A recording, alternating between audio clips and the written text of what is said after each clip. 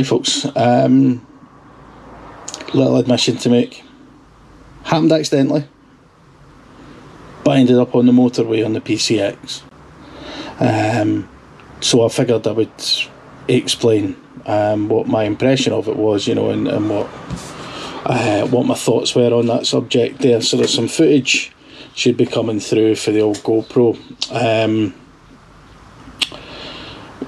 Let's just say it was entertaining.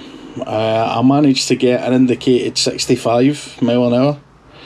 Accidentally went in the motorway. I took a left when I should have took a right or something like that. I'm not very good at I have a terrible sense of direction. Strangely enough, is amplified when I'm using a sat nav for some reason. So I ended up on the motorway for about 5 miles.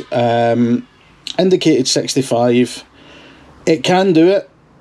I wouldn't say it was happy doing it, especially not with me on it. I'm not exactly small. But it did sit kind of at 65 for a wee bit, fairly happy-ish, and that's me with a small givey screen. It cruised very comfortably about 55 to 60, but it was given an indicated 126 miles to the gallon at that speed, which is unbelievable. And I even managed to overtake a little van by doing a little bit of slipstreaming. It was pretty comfortable as an experience goes. Downsides though, I only it wasn't a windy day or anything like that, but I noticed the side winds when I overtook somebody or when a big lorry that went past. It's quite susceptible to the side winds on the motorway. I don't know if it's maybe just all the bodywork or something like that, I don't know. But it definitely, you could feel it a lot, you know.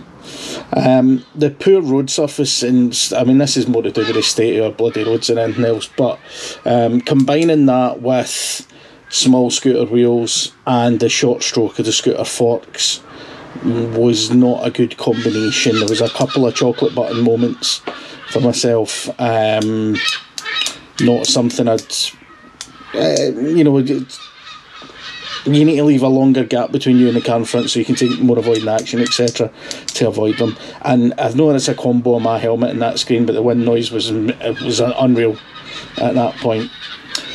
So I've concluded that yes, it can do it, but I wouldn't want to do it for hours. I'd do it if I had to, or do it if you want to. It's up to you.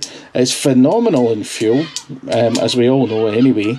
What I might do is I'll maybe, once I fit the taller GV screen, I'll repeat the experiment and we'll see how it goes. The fuel consumption, again, through the roof, absolutely insane.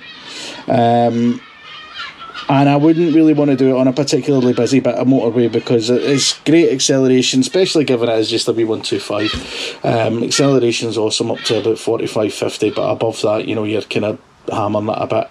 I wouldn't want to suddenly have to speed up, do you know what I mean, and be lacking.